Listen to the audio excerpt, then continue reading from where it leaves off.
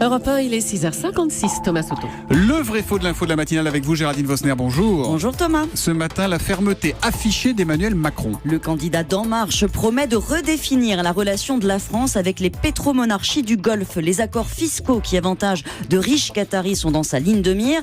Mais c'est tout. Interrogé sur les ventes d'armes à l'Arabie Saoudite, Emmanuel Macron botte en touche. Il faut être honnête avec tout le monde. Il n'y a pas eu tant de ventes que cela à l'Arabie Saoudite.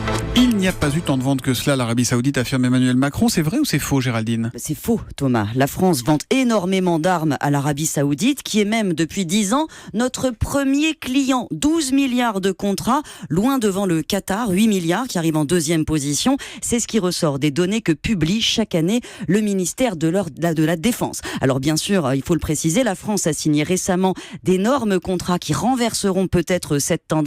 Des Rafales à l'Égypte, au Qatar, des sous-marins à l'Australie, ce qui relègue depuis 2 ans l'Arabie Saoudite dans le classement. Mais ce ne sont que des commandes. Et si l'on regarde les armes effectivement livrées, le royaume saoudien est toujours très en tête.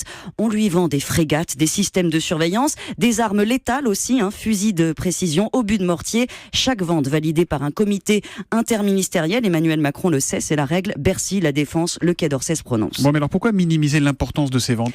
Évidemment, vendre à une dictature en guerre au Yémen, qui finance par ailleurs des groupes terroristes, c'est pas populaire. Mais il faut surtout se rappeler que des dizaines de milliers d'emplois sont en jeu, Thomas. L'industrie de l'armement, c'est 165 000 emplois en France. Et quand on voit le déficit de la balance commerciale, autant ménager ce client qui a un énorme budget militaire, supérieur à celui de la Russie. Emmanuel Macron, d'ailleurs, est conseillé par Jean-Yves Le Drian, le ministre de la Défense, qui déploie des efforts considérables pour vendre des Rafales, notamment aux Saoudiens. Vous remarquerez d'ailleurs que peu de candidats dans cette campagne présidentielle se risquent à remettre en cause ces ventes. Voilà, pour le vrai faux de la matinale, on parle beaucoup de l'Arabie Saoudite et du Qatar ces jours-ci. Je vous signale le livre de notre consoeur et collègue Bérangère Bonte, La République française du Qatar, pour connaître les liens précis exacts entre nos deux pays. C'est publié chez Fayard. Merci beaucoup, Géraldine.